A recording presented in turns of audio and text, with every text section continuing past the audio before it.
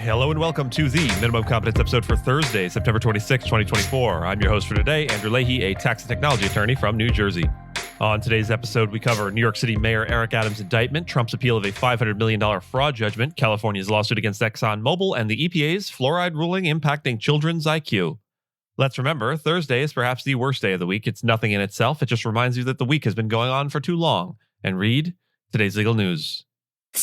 On this day in legal history, September 26, 1789, John Jay was commissioned as the first Chief Justice of the United States, marking a pivotal moment in American legal history. Nominated by President George Washington and confirmed by the Senate, Jay's appointment came just months after the Judiciary Act of 1789 established the framework for the federal judiciary. As the leader of the newly formed Supreme Court, Jay faced the monumental task of defining the role of the judiciary in the young republic. He served from 1789 to 1795, during which time the court heard few cases but laid foundational principles for its future authority.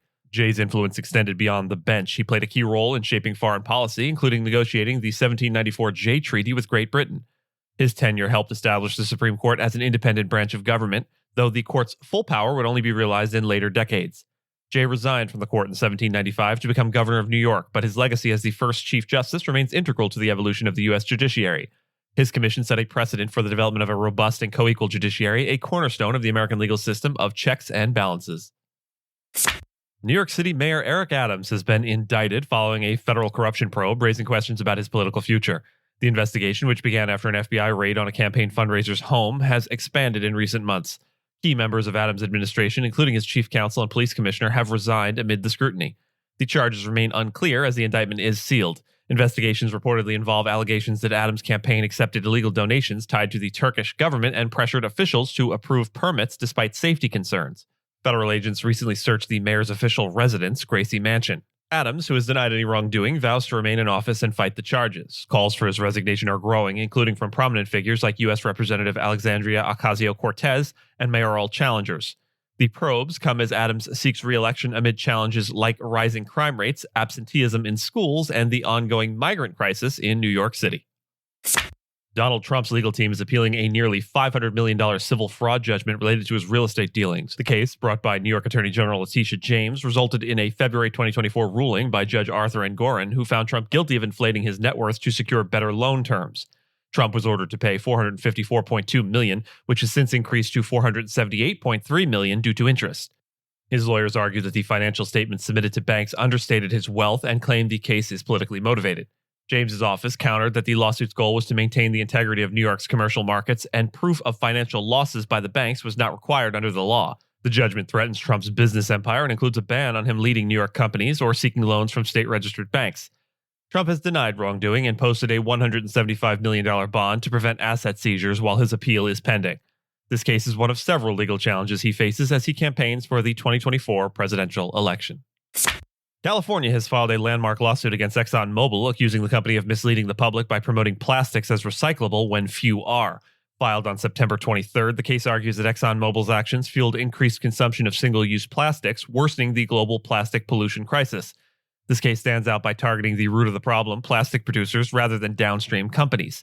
It seeks a multi-billion-dollar abatement fund for recycling education and other penalties. The lawsuit is part of a broader push for extended producer responsibility, which holds manufacturers accountable for the environmental impacts of their products. Experts suggest that false advertising and unfair competition claims in the case have strong backing, but public nuisance claims could be tougher to prove. ExxonMobil is expected to argue that it didn't mislead consumers and that California's own recycling policies are at fault. This lawsuit may inspire other states, such as New York and Massachusetts, to file similar cases, depending on how California's case progresses. The case reflects a growing trend of states using the courts to address environmental concerns and weakening federal regulations. A federal court has ruled that the Environmental Protection Agency, that's the EPA for those in the know, must take action to address the risk that fluoride in drinking water poses to children's IQ.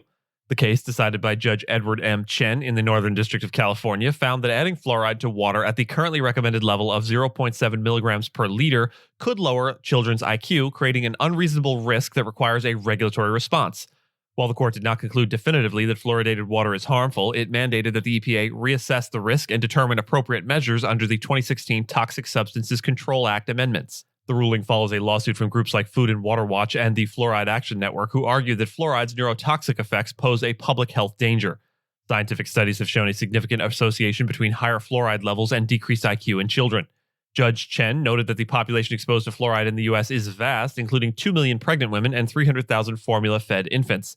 Despite past recommendations to lower the maximum contaminant limit, the EPA has not yet revised its standards. The court's decision, which bypasses the EPA's earlier denials of citizen petitions, marks a historic moment in the long-standing debate over water fluoridation. And with that, and as always, I thank you so much for listening to Minimum Competence, your daily news podcast for lawyers. If you're looking for more than Minimum Competence, links to further reading on all the topics touched on today are in the show notes. And reviews go a long way towards helping new listeners to find our show. If you have a moment, you can leave a rating or review on your podcast player. We'd sure appreciate it. And if you know someone that might be interested in the story we cover, consider sending them the episode. But remember, nothing here should be construed as legal advice because it is certainly not that. Minimum Competence is available at minimumcomp.com and wherever you get your finely crafted podcasts. If you haven't checked out the website in a while, give it a look. There are complete transcripts and resources for each episode and its corresponding segments, as well as an opportunity to receive new episodes in email, newsletter form. We'll see you back here tomorrow, and until then, remember, this must be Thursday. I never could get the hang of Thursdays.